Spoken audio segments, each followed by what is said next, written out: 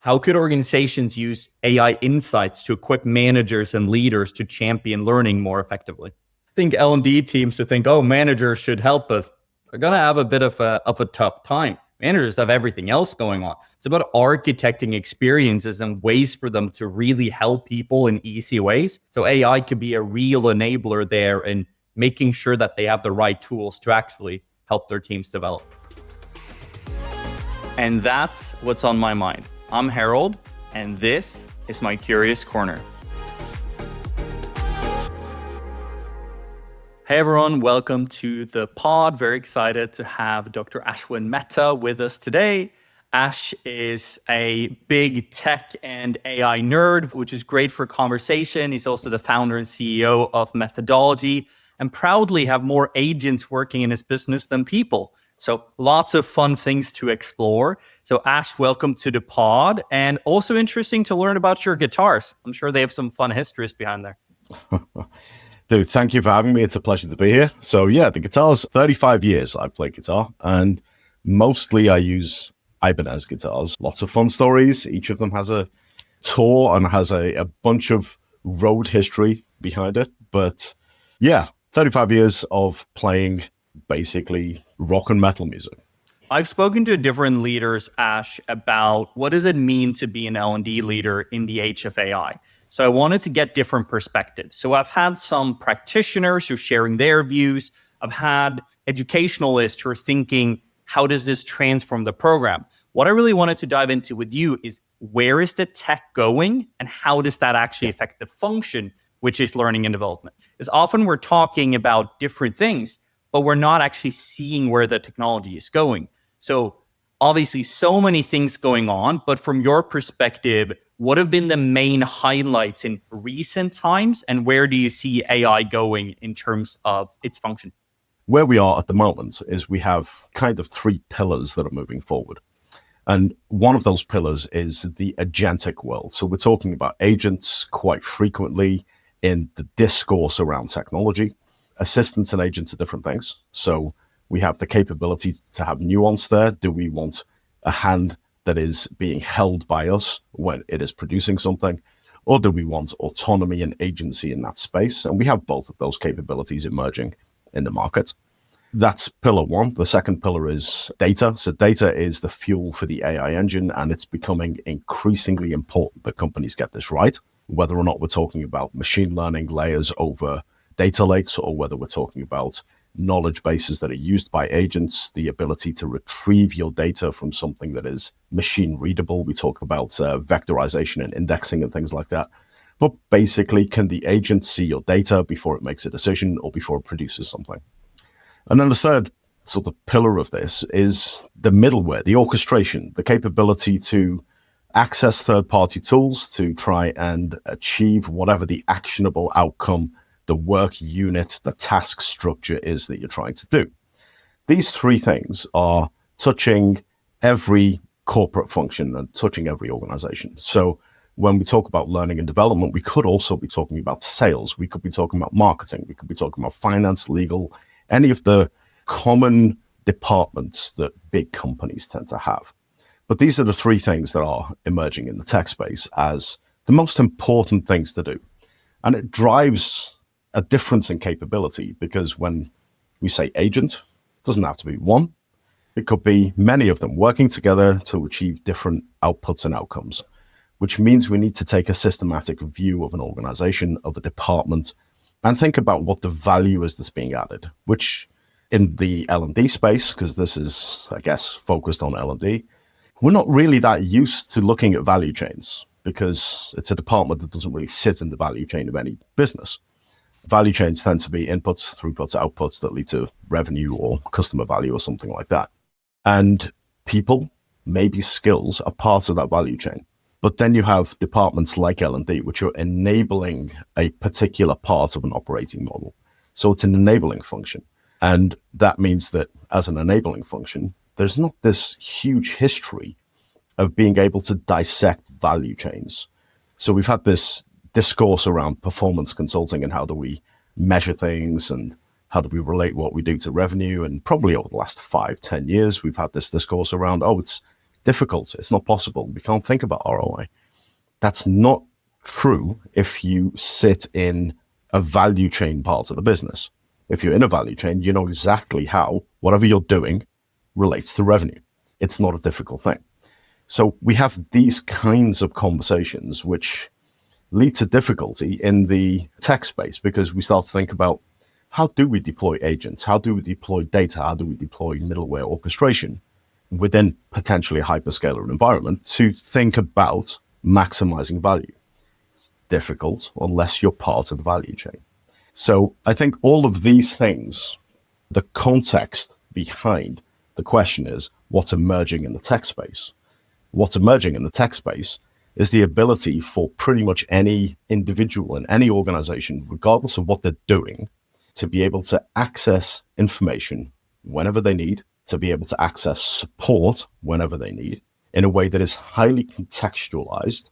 I'm not going to use the word personalization, contextualized, which means we need to conceptualize the whole L&D thing slightly differently, because historically L&D has been, how do we give you context? How do we give you information in a way that enables you to do your job?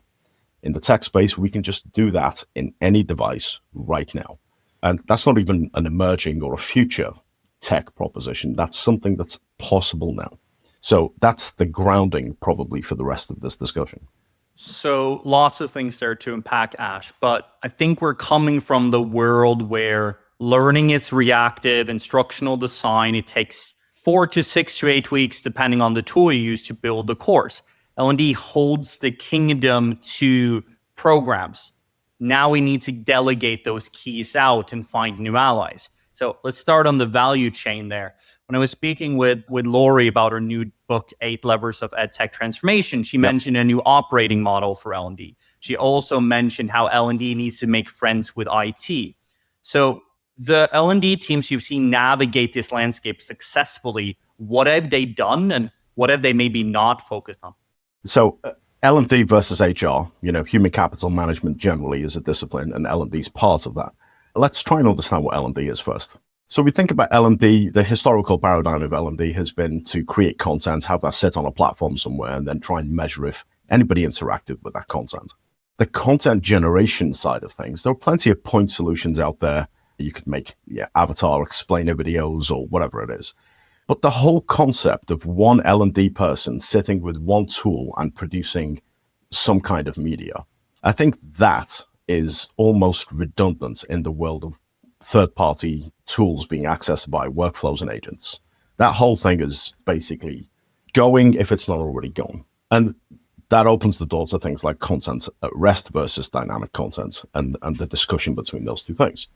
But the friendship with IT is a tricky one, because if we were to take the HR friendship with IT, we would probably be saying the organizational structure of people, the tasks that they do, the activities that they do, and the oversight that they have needs to be complementary, synergistic with a multi-agent framework or some kind of technology stack that is AI enabled. And that forms part of the operating model of an organization, which includes, of course, people, but also processes and systems, premises and locations. Thing one is AI governance in a lot of organizations is the rate determining step. So the rate determining step, if you think about a chemical reaction, for example, is the thing that governs how fast the whole process can go. They haven't mostly gone into this world of how do we build customized orchestration. Mostly they've gone into the world of how do we deploy a hyperscaler. So that is the Microsoft Copilot or Google Studio or something like that. And in that space, the capabilities are nowhere near as advanced as they are in the custom space. Because they haven't gone down the custom space, they don't have the capabilities or the skills, or they're not sure about the governance, or whatever the reasons are. That's the thing that is stopping IT teams from fully automating or making agentic learning departments, especially digital learning departments. The digital learning department that basically assembles from input material, follows a rule-based process, fleshes out that input material into something that is summarized or explained, adds some media, which is relevant to the summarized or explained text, and then outputs that in an HTML format, and then sends that somewhere, puts it onto a system. The input could be as little as a paragraph, as long as you've got brand guidelines and supporting knowledge base and all this stuff, companies are not satisfied enough within their risk appetite to say, we could do this 100% with machines.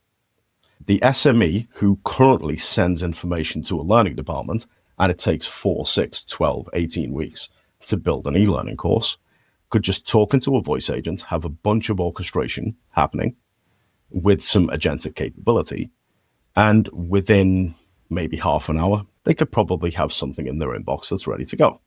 That's where we are with the tech. Why haven't we done it yet? Capability. Most organizations don't know you can do this because most organizations are still working back and forth with a ChatGPT or a Copilot on one-to-one kind of relationship. And the second thing is risk. Many organizations won't have thought through the governance of this kind of approach. Let's imagine this is a spectrum. And on one side, let's say here, we have the Silicon Valley, speed, speed, speed. If we don't do this, someone else will. And here, public sector, very cautious, barely knows how Copilot works. Are they right to be cautious, or should they have more speed here as the tech is there to do it? So every company should be cautious according to their risk appetite. So different industries have got different regulatory environments. They've got different requirements that they have to fulfill. There are things that learning departments should be doing, and making e-learning isn't one of them, frankly. Whenever there is an incoming request from the business, order takers, not value creators, incoming request from a business to make me some digital media, that should be 100% automated with the SME providing the human oversight, in my opinion, because the tech allows us to do it. And if the tech does allow us to do it, then what's stopping us from doing it? It's governance, it's risk appetite, it's all of these other things.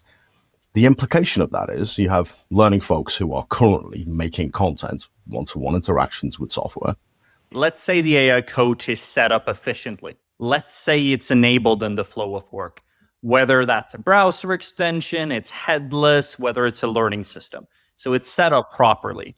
Can that give you the safe practice so the human coach can be more efficient? It can look at the AI output and actually add that real value so you weed out some of the bad coaches. I guess what I'm saying is if AI coaching is done efficiently, paired with human coaching, can it be more effective? I think it can be more effective because you have it's back to the side of a blend, right? You have different educational experiences that support people in different ways. The principle of scaffolding, right? So you have these things in the mix and people can access them as and when they wish. You have to be aware, of course, of dual track economics. So you say, well, everybody has access to an AI coach, but only our leaders, only the people with budgets, only the most important people are going to have access to human coaches. It's a fairness consideration. You know, how much are you going to deploy into your organization and how are you going to make better use of the people who are good at this stuff? And I think every organization needs to do that, of course. And that would be a better experience, provided, of course, we can segment the advisory capabilities of a person versus the advisory capabilities of a machine. That's a question. How are you deploying these things in your environment? So they're just learning, coaching, training to some degree, facilitated experiences also need to be considered in this light. And then what else have you got? The thing that I'm seeing clients and people in the market doing well is how do we pivot away from the low value, high burden experiences? So this is the spending 16 weeks creating a RISE course, not to disparage Articulate in any way, but you know, there are other tools out there in the market, but it's all basically a website, right? How do we move away from that stuff to thinking very differently about what a learning experience might be? And a learning experience, if you think back to educational theory, is something that creates meaning, creates some kind of change in the mental model, some kind of schema development, such that you see things differently afterwards. You maybe behave differently afterwards. Maybe your view on things has changed afterwards. There's a change. We're trying to elicit a change in behavior through the creation of media, and that's really what corporate learning should be all about. It's not, let's face it, but it should be about that. But back to the original question, how's this relationship happening with IT? An innovation program needs different relationships with IT than For example, making e-learning with a sanctioned set of tools that now have AI in them. So that's slightly different from having an HR relationship where you might talk about restructuring an organization. All of these things need to come together when learning folks talk about performance consulting, because it may be you're trying to give e-learning to a department that frankly shouldn't exist because you've restructured the whole organization. What's the level where that discussion can happen? So this is where I think this relationship goes. You initially talked about the different levers that we're looking at here, or pillars, which is workflows, assistance agents, RAG, retrieval augmented generation, and intelligence agents. So let's say someone comes to you at Methodology and they're saying, Ash, I'm trying to make sense of this all. I'm a 10,000 person organization. I'm at every continent. How do I reshape my function? Which of the pillars would you focus on? Where would you start? Talk me through that end-to-end journey someone should go on. Yeah, so probably first of all, I try and understand what they do. Whatever department we're talking about is going to be doing things based on inputs, throughputs, and outputs. And that allows us to think about orchestration. It allows us also to think about third-party tooling and think about decision points. So where do you need something to be executed? Where do you have a decision? Where do you need automation? And these kinds of things will help us to think about, well, what is your current value structure? The data side of things is also needs to be part of this discussion, because every time you generate value, you depend on data to do that. How do data and value orchestration work together? So that would be my starting point to try and understand. And then from there, it would be, well, we can pilot orchestration, agentic orchestration, through some of the quick win processes. We can think about prioritization. We can also think about structuring what people are good at and what machines are good at, and partition out the tasks and activities in such a way that actually we've got a really good handle on which things we're going to automate, which things we're going to make agentic, and which things require people. That would be the first kind of almost strategic discussion to have. After that, it's about building pilots. Did you get the value out? What was measurable? The usual kind of thing that you should be doing with pretty much any tech. Let's look at data. You have two projects. One is full steam ahead. It's not aligned with IT, and they see the end result, but not how data's there. Think garbage in, garbage out. The other project has taken in IT right away or have thought of the data. Are both succeeding? Can you essentially succeed if the data is not there? My perspective is you have a car with no engine. So if the data is not correct, will the project eventually fail? I would probably say you have a car with no fuel, right? An agentic project is a tricky one. So let me just dissect that for a second, because much of the data might be coming from somewhere else, even if it's not coming from your company. If you use your data, it's your name, it's everything that's powerful about your company, your products, your intellectual property, your know-how, all of the things that make you stand out in the market. And if you use your workflows with your data in a way that is, of course, accurate, then it's going to have outcomes and outputs that are going to be much more powerful in terms of leveraging competitive advantage and ultimately making revenue for your business. Nothing's going to be without data 100%, but if it doesn't have your data in it, it's going to be less powerful. So there comes an interesting angle of managing things from external with what you should do from an internal perspective. So bringing this somewhat back to L&D, the future of learning ecosystems are headless, in the flow, there are agentic interfaces, there are coaches, and they're contextualized, not using personalization from what you said previously. So how could L&D work to build that ecosystem in line with the agentic interfaces and add value throughout that chain? The first step, and it's a tough step, and probably the step that everybody's going to cry hardest about, and that is letting go of this idea that L&D has the function of making e-learning content. It's going to be a tricky one to get rid of, but letting go of the past is going to be the first step on doing anything in this space. Realize you have a problem, right? Yeah. Moving forward from that, of course, how do we start to get to a point where we can start to have an L&D focused view on some of the interesting stuff that I've mentioned?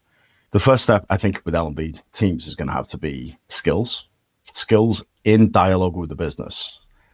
Because I think too often we talk about, so well, L&D are going to be the next change managers, or they're going to be the next, I don't know, culture people, or everybody in L&D needs to really focus on tech because they're going to be the next tech people. And we're not going to go and be a bunch of change managers. We're going to be focused on corporate learning. Corporate learning needs to pretty much focus on business skills and, what does the business strategy say that they need from their corporate learning departments in order to progress further in relationship with all of the other departments that are around. Ash, you're taking off your consulting hat and you're back in practitioner. You're saying, I need to solve the role of L&D. I need to solve how people learn. And let's say you've done your due diligence and you have 5 key problems you're solving and you have stakeholders on board. How do you build that ecosystem as an L&D leader? Back to this tricky discussion with IT, you need to have some capability, whether it's tech capability or skills, to be able to orchestrate. That's a very important thing in the future. We also need to have some skills around data. So what are the top things that L&D practitioners should be doing? It's going to be put down the point solutions. Just put them down and stop building media that nobody's really looking at. One of the visions that I'm seeing for learning and development teams is, let's say if you have a co-pilot interface within a learning system that says, create me a report or set up notification X. We're getting into the agentic side of administration. If you can alleviate some of that, you have more time to go on that performance consulting journey, getting out of your bubble, finding different teams, and essentially figuring out the most expensive problems to solve within the business and making sure you embed those within your learning strategy. So one of the visions I have for L&D is to be more like the bee. The bee goes and pollinates different plants and finds these problems to solve. Because if we're still thinking, how do I create more content? We're thinking the wrong thing. We need to be thinking, how do I solve the most expensive problems? And how can I be one of those enablers? So going back to what we said with IT, they are needing to upskill people on technology. And L&D have a real opportunity to build that orchestration and how we can build this contextual AI upskilling in the workflow. So from your perspective, where are you seeing people succeed by looking at some of these problems and actually building out solutions for it? The most successful organizations that I'm working with are having a mindset shift, which is slightly different from a tech shift. If you think about the assumption that underpins what we just said, and that is we somehow have a workforce, probably because of normal distribution again, that needs to be told what to do. They need to have content pushed at them. Otherwise, they will put the organization at risk. If you think about that, the existence of an L&D department is, by proxy, a failure of your talent department. Because if you could hire just top performers and nobody else, people who knew what to do every time in a way that was organized and aligned with what your strategy was, and they were hungry and ambitious and skilled and capable, and they were just going to go and do that thing without putting you at risk at all, then you wouldn't need a learning department. They would figure it out. Because population is a thing and you can't always hire top performers, that's a talent failure, which means you now need to upskill. So you need to take folks who aren't top performers and turn them into top performers. And that's a mindset shift. Everything else that comes from that, how do you deploy the right environment, technology, all of this stuff to make that work?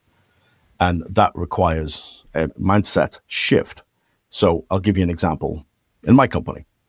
So I was using workflows and I was using agentic workflows to help me with things. So those things were sales, marketing, social media, the things you would typically deploy an agency to go and do. I was building agentic workflows for everything that I could possibly think of doing because I'm that kind of person that if I can spend 2 days architecting or coding something to save me 10 minutes, I'll do it. Right? That's the kind of mindset that we want to make sure that our workforce population has a little bit of that, because building reproducible, robust systems to alleviate some of the day-to-day burden of what we do is really what we want to be focusing on to make sure that, your question was, what should L&D folks be focusing on? It's this, reproducible systems. Whether it's a platform that you buy, whether it's something that you build, doesn't really matter. As long as you have something that's reproducible and is going to get you the value that you need every single time. So I had this ambition of, I want to get to 50 people with no people. Now, you got a one-to-one relationship with a tool like Synthesia Colossian R1 HeyGen, one of those, that produces a talking head video with a voice, with an avatar, with a bunch of slides, whatever it is. And you make the video and everybody's happy. Now, if you really wanted to make a bunch of videos, what you could do is have your avatar tools API as one of the things that is being called off within a workflow of many other tools. And if the design criteria are met such that that is the most effective media to produce, then make an API call with the relevant material, prompt, data, whatever it is that you're sending, and send that to be produced. And once it's produced, make sure that that's downloaded back into your workflow so you can send it off to people. That's an example of shifting from a one-to-one relationship between a designer and a tool towards something that is a system that will happen every single time based on the inputs. That kind of thinking, I think, needs to be part of the L&D toolkit. So for a coach, it's bi-directional and proactive. This is something I discussed with Lori. For example, if people don't prompt properly, they're not going to get the right results. So it needs to understand your organizational context. It needs to understand who you are, what are you searching for, and then say, hey, you might want to look at X, whether that's socially generated material. Maybe it is one of the avatar videos, but it's contextual and is relevant to what you're searching. So I think what you're saying is L&D teams can set up this system or ecosystem that allows people to find the right information when they need it, but also look, I guess, AI first, and could AI solve this, or do we need human intervention? So from a coaching perspective, AI can coach you, but the human can verify if you have the right capability. But let AI do part of the heavy lifting. I'll add a couple of things just to clarify that. So the first thing is coaching itself. There's not much difficulty to this. It's effectively a prompt structure without necessarily third-party tools. When I say difficulty, I mean in terms of making the technical environment for an AI coach. The thing that we're making assumptions on is that there is, first of all, content at rest. So we're making media that sits somewhere and people can call that off. We're moving into a world where we have the potential for dynamic content. Rendering times are not there yet, but they're very close. So how do we move towards a place where rather than saying, dear agent, I'm looking for a video on X, and it depends on that video having been created somewhere in a repository that can be given to me in that interface. There's a difference between, dear agent, make me a video on X, or tell me the solution to this problem. And you get a video that's made for you in that point in time. That's dynamic content. That's very different. And the tech is moving into that space.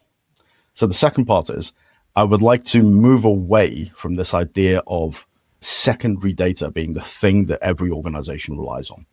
It's a direction of travel that the tech allows us to do. This is what we said originally, right? The tech is there to do this, but everyone needs to understand the risk, the governance, the strategy in their own context. So we're not saying do this now. We're saying you could do it, but you need to see what makes sense relating to the problems you're solving and the business strategy. So essentially the tech is getting us there, right? So where is the tech going? Because 6 months in AI is like 6 years in normal years. So how close are we to seeing some of these things actually come live? The third of the 3 points leads us into exactly what you just asked, which is 2025 is effectively the year of voice. So if all of you have been using ChatGPT, Copilot, Gemini, Claude, Grok, even, whatever it is that you're using, DeepSeek, etc. If you're using one of these tools, then the chances are pretty high that you've been interacting with a voice agent at some point. GPT seems to be very good at this. Gemini is also catching up, not only because of the capabilities of the Gemini console, but also because it's natively on pretty much every Android device. So you have these kinds of capabilities that are emerging as the modality. And the impact of that is that we no longer need to think about the third point, which I was going to mention, was prompting. So we've had 2 years of, structure your prompt, act as an expert. And now prompt engineering is a thing, right? But the idea that every person who interfaces with ChatGPT is asking a question is engineering a prompt is not true. If you're making a reproducible workflow and you have it might be a 4-page prompt that includes detailed instructions, knowledge base, it maybe includes code snippets and a schema for outputs and all this stuff. Fine, that's prompt engineering, right? But if you're just moving back and forth, asking a question from a Copilot or a Gemini or a GPT, you're not prompt engineering. And the concept of prompting, rather than prompt engineering, is kind of going away because now we have voice agents. So the ability to just talk, to be able to articulate yourself with voice and ask for something that you want is almost, if not now, in a few weeks, maybe a couple of months, it's native to all of these tools. What I'm seeing and what I'm building with clients and partners is it's native to workflows. So no longer am I saying I'm going to input something via a text chat or a document upload. I'm just going to ask for it. My normal day of working, I'll have 5 or 6 of these, different agents that are working with me, and I'll just say what I want. Agent 1, agent 2, agent 3, you're going to go off and execute these different things for me. Off you go. And that will be, a morning chat that I have with my team. And I have 3 screens open, so they're all kind of just there. If I dictate what I want, then it kind of happens. That's possible with the tech right now. But the diffusion of the voice innovation across organizations, across sectors, it is happening, which means that as we go into 2026, we're probably going to see a degradation of the need for prompting versus an increase in the ability to talk naturally with an agent or an assistant or an interface or an application. I was at a conference in Florida with a collaborator colleague. As he was driving, just saying, Google, where's the nearest Walmart? Up come the directions, take a left here, right? And there was no hands-on device at any time ever. So that's real-time support, even though it's not content development. We chatted at an event we had a couple of months back, Ash. And what you say is the barometer for whether tech is relevant at point of need, which really stuck with me is, okay, so you're in a factory and you need to tell AI red button or green button. And at that point of need, it needs to assist you that you can push the right button. Like that's contextual learning at point of need. So what you're saying is that could be enabled from voice agents to provide you that, let's say, intelligence in your pocket, essentially. I just want to challenge that. That's not contextual learning. That's contextual instruction. It's a different thing. Learning requires a cognitive shift. So when we talk learning and development functions, so learning and development departments, we really need to scrutinize. Are we providing instruction? Are we expecting people to follow instruction like machines? Or are we providing cognitive delta? Are we thinking about behavior? Are we thinking about development? These are very different things. And I think many learning departments are stuck in that we're going to provide instruction and expect people to follow. This is the whole compliance market, right? Companies need that. I get it. I'm not here to say that they don't, but I don't think that's high value. So what would probably be an analogy in that space would be, well, I have a machine here, how do I understand how to operate this machine?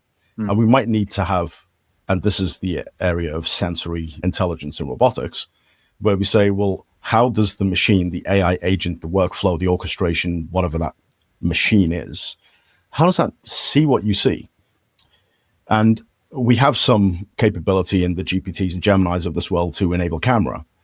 And that's going to also be something that I think is going to proliferate in 26, which is I'm seeing what I'm seeing right now. I have a machine in front of me. You, agent, support, whatever we're calling it, you have access to the schematics. You have access to all of the incident data, all of the throughput data, everything that this machine does. And you also have access to the agent from the manufacturer who you can talk to via agent-to-agent protocol. I'm looking at this machine, and although I've used it for a while, I don't know how to do this particular thing. How can I become better acquainted with that? How can I be more efficient at this? And how can I develop my capabilities using this machine? Slightly beyond instruction. Looking at this and looking at the technology, what makes you most excited about the future of how we can provide this knowledge in the hands of people? So let's think of L&D. What makes you most excited about the future of L&D from a technology perspective? The future of learning, I think, is very exciting because we're now moving into a space where the traditional paradigms that I mentioned earlier are push, pull, and share effectively, right? Organizations push information to learners, the workforce, employees, users, whatever terminology we want to use, push things to the workforce. The workforce also wants to know things when they want to know it. So they pull from sources, from colleagues, from whatever it is. And they pull that information and they develop what they can do. And then you have the share functionality, which is social learning, the Vygotskian paradigm, etc., right? Social constructivist learning. So you've got these three areas that learning and development has historically operated in, but has always prioritized push. The real revolution for me is now we have pull, and learning departments are not geared up for pull, they're only geared up for push. So once we have pull, we now have a very exciting time for learning because it means we have information at our fingertips. Every person that has a device has access to nearly free, if not completely free, information globally. The biggest LMS in the world, sorry to say this to you, Harold, but the biggest LMS in the world is YouTube, right? You can go find whatever you want, and it's basically there. And if you can't find it on YouTube, then probably you can search via any of the AI interfaces, GPT, Gemini, etc., to get some advisory capability, to get some kind of information that allows you to go and search more effectively. So we're in a very exciting time because people can learn how to do anything that they put their minds to. What makes me really excited, I think, Ash, is so YouTube or chatting with an agent, assistant, co-pilot interface, whatever you want to call it. Those give you information that has a certain level of context, but is not geared towards the wider knowledge within the organization. So Yeah. if you're mixing an agentic interface, however this is in your flow of work, and you're asking it a question and it knows you and the organizational context, the throughput of that is what's really exciting. So hypothetically, I'm going into a meeting with XYZ organization. How should I pitch based on the organizational context from these 15 calls I've had? How should I position what we could help them with? Like that level of output is what excites me. And I think that's what takes it beyond a co-pilot or a YouTube, mixing that with the organizational context and awareness of who I am and what I'm doing.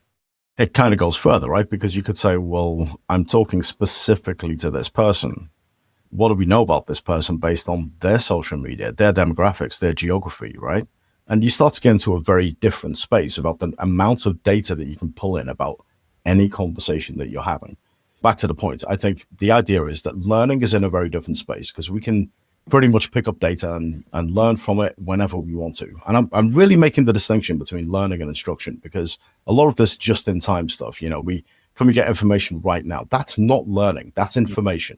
I may be submitting a recording of what I've done and I have a development conversation with my manager and we're seeing the change in the AI recording. This is how I pitch and this is what I've done. So that's the bridge where instruction meets learning, is the evidence of behavioral change within that context. Yeah, the evidence points are an interesting one. We probably, in a corporate sense, we need some evidence of that. But learning just from an individual perspective, I'm not very good at this thing. How do I get better? Give me information, give me instruction, give me something to practice. Let me go and have a conversation. We have all of these pedagogic tools available to us in the learning space. And some of those are going to be driven by the learner. Some of those could be driven by a company or a manager or a co-worker, a peer, whatever it is, an agent, etc. But yeah, you're right. We need some kind of interventional approach that causes some kind of change in capability. It's not the same as giving information. That's also how I think that's tied to skills. Because if you don't have the verification, how do you obtain the skill to prove you've changed behavior? Again, I'm going down a different rabbit hole, which I will go to. But giving skill from information is dangerous because you're not proving the behavioral change. So that verification needs to be on top of that, it's almost like, okay, talk to AI coach, digest information, prove change, then you get skill or human conversation at the end. And at the end of that, you get verification, you change your skill, i.e., you now have this proficiency level.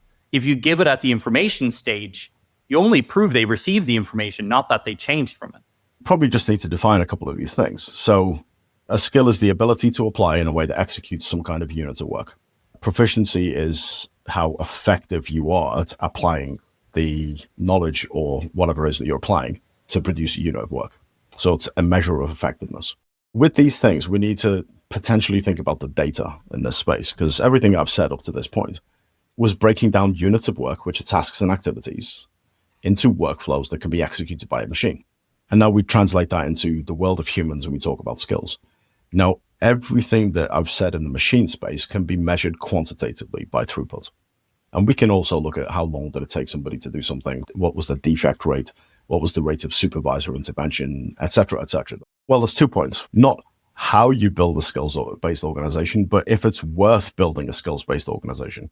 Think about the potentially dystopian future that I've outlined, which is you have machines working with people. The number of people, the types of people, the things that they can do are probably going to be different at that point. Why would you build an organization based on human skills if you're going to be moving into a world that is, even if it's 50% agentic, that still means that 50% of your organization is not touched by this skills-based thing. So maybe we need to think about things differently. But the other point that I was making, which is about data ecology, right? Usually you say, if this thing, tasks, aggregates to this other thing, activities, that means the data about this first thing and the data about the second thing have some kind of relationship. That relationship can be proved mathematically. You can think about reliability, validity, consistency, all of these things. Task, activity, etc. And then you jump to skills, which has no relationship to this other data. We move into a world where we start to think about work units and processes and systems and activities based on data and things that agents are going to do. These are all tasks. The entire AI revolution is based on tasks. We move into a world of multi-agent hierarchies, etc., etc. All of these things are task-based. We now have a tech revolution that's task-based, and we somehow have a bunch of people in the L&D space not connected to the business that are not talking about tasks, not talking about activities, but they're going off on an odyssey of self-fulfillment, talking about a skills-based organization. It's gratuitous in how self-gratifying it is.